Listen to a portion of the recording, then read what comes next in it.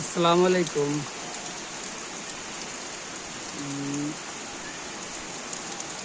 গত দুদিন ধরে আমাদের বোয়ালমারী উপজেলা সহ সারা বাংলাদেশে প্রচুর পরিমাণে বৃষ্টি হচ্ছে।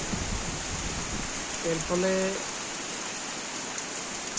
বিভিন্ন স্থানে ধান যারা আমাদের কৃষক ভাইয়েরা লাগিয়েছিল, অনেক জায়গায় ধান তলিয়ে যাচ্ছে। এছাড়া আম, বিভিন্ন পুকুরে অনেকেই মাছ ছেড়েছে। সেই পুকুরগুলো আহ,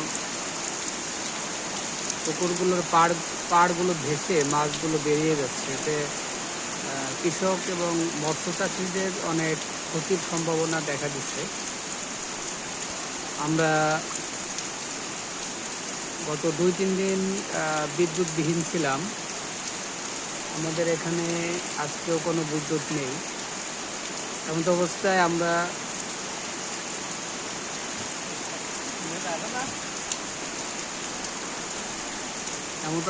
আমরা সবাই সবার জন্য দোয়া করব, যাতে আল্লাহ